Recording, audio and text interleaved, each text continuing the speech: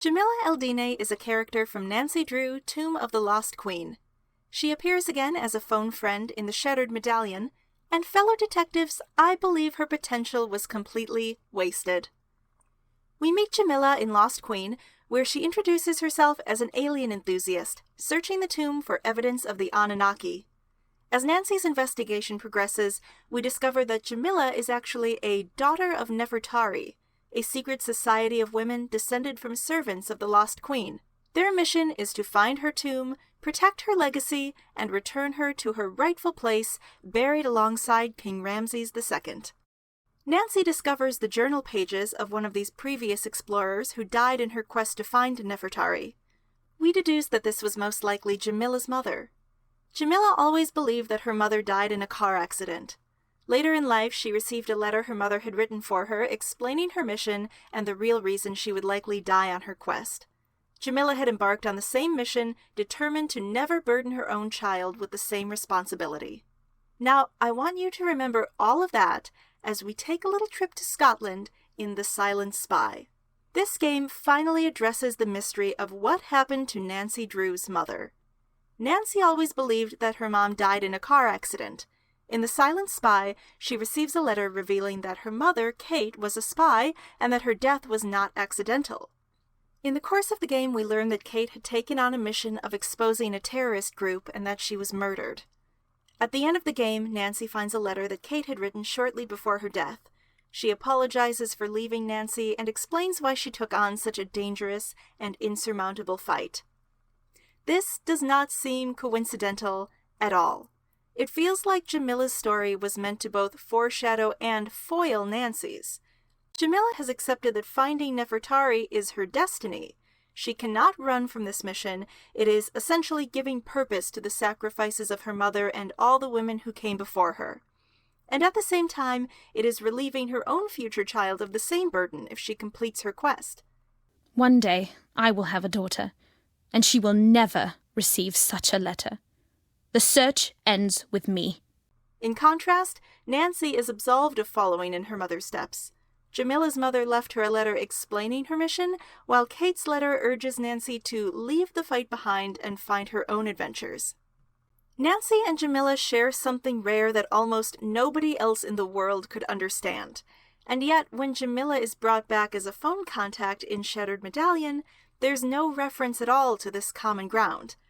Look, in real life, you're not obligated to bond with someone just because you share some common experience. But this isn't real life. This is storytelling. They've given us an incredibly compelling character with a legacy parallel to Nancy's own, and then made the decision to bring her back. When Jamila is brought back, it's only because Nancy wants information about Sonny Joon. Sonny runs the alien enthusiast organization SPIDE, of which Jamila is also a member. She isn't a true Anunnaki believer, but she believes that SPIDE's goals will make the world a better place. Again, a very interesting aspect of her character, but one that is kind of put to the wayside in favor of Nancy and the player just wanting to know what it is that Sonny Joon is up to. It's Nancy Drew. Oh, I remember you. From Egypt. That's right. So Sonny found you. This is similar to how she is treated in Lost Queen. We don't find out about her true purpose at the tomb until our second-to-last conversation with her. Up until that point, she's posing as a SPIDE member, and we are led to believe that the most interesting thing about her is her connection to Sonny Joon. Sonny Joon. I took his Are You Alien or Ali Out course. Changed my life. It was a disservice to this character to tie her so heavily to Sonny. Sonny Joon is such a beloved Easter egg in the Nancy Drew fandom that associating Jamila with him so closely meant that she would always be a little overlooked. This is a shame for any character, but especially one with a story like Jamila's. The mission of the Daughters of Nefertari is exclusive to the women in her family, obviously the daughters, so it's a very female-centric story, one that's ultimately very triumphant because Jamila succeeds in her quest, but it's also an extreme burden, in most cases literally a death sentence. This theme, the inherent burden of being a woman, which in this case is illustrated literally by a burden being placed at birth only on the women in this family, could have been a very interesting idea to explore, maybe in some kind of story-driven video game with an iconic female protagonist. but instead they spent most of her screen time making her eccentric alien girl. They're an amazing sight. They're slender and tall and have the most gorgeous, glowing, luminescent fangs. Whose appearance seemingly revolved around this other male character who we cared more about. Sonny, he really is special. What do you mean? How so? I can't be the one to tell you. And yes, that is subverted when we find out that it was all a ruse to get to the tomb, but they do it again in Shattered Medallion, and they don't subvert it. Now we know that Jamila has this whole other destiny that must have left her with very complicated feelings about her family and her purpose, and all we can talk to her about is Sonny Joon. I spoke about this in my Secrets Can Kill video when I talked about the character Connie Watson. Her Interactive seems to have always had this problem of tripping over the finish line with some of their female characters and accidentally making their very exciting storylines revolve around a man at the last second. I think in Jamila's case, this could have been easily avoided by just giving her an additional appearance that had nothing to do with Sonny Joon. As it is, the characters are pretty inextricable, and because the legend of Sonny had been built up so much before Shattered Medallion, Jamila didn't really stand a chance to be the more interesting one in the duo. I would love to have seen Jamila as a phone friend in The Silent Spy. Let's say Jamila calls to let Nancy know what happened with the recovery of Nefertari, but Nancy is kind of in the middle of a whole lot of dangerous spy stuff, and in the course of explaining what's going on, Nancy and the player will recall that Jamila's own quest put her in a similar position to the one Nancy is in now. Now Nancy would actually have a friend who knows what she's going through. It would also give us the opportunity to see Nancy struggling with her decision about what to do with the information she's learning about Kate. The letter Nancy finds at the end of the game implies that Nancy has been feeling some pressure to follow in Kate's footsteps and take on the fight against Revenant, and that she needed to know that she wasn't letting her mom down by not choosing that fight.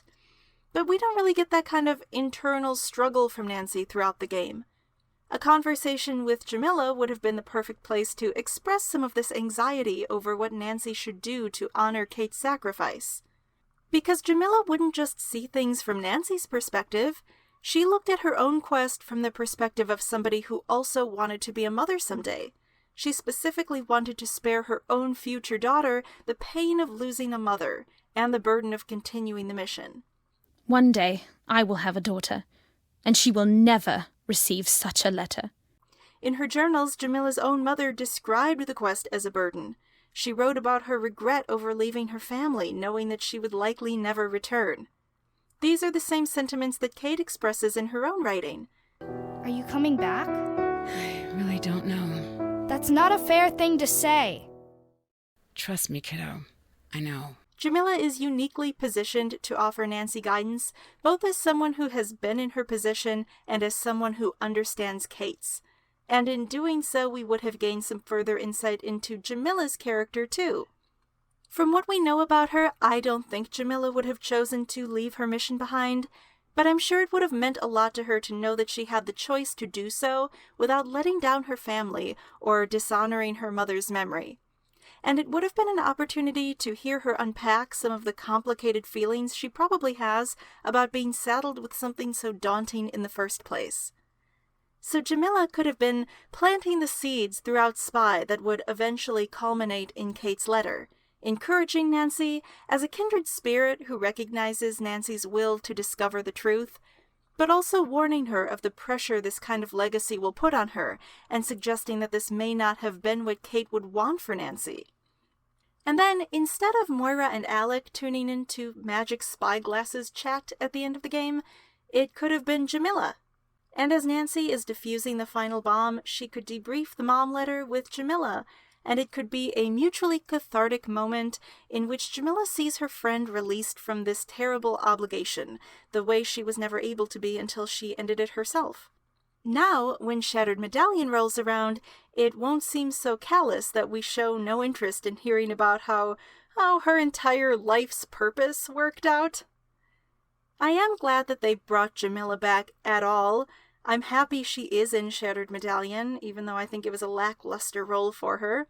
I always appreciate any acknowledgement we get that some of the people she meets are still in Nancy's life. Let me know if you would have liked to hear more from Jamila, or if you think her story was told sufficiently the way it is. I love to hear your opinions, and as always, thank you for watching. I'll see you on the next case.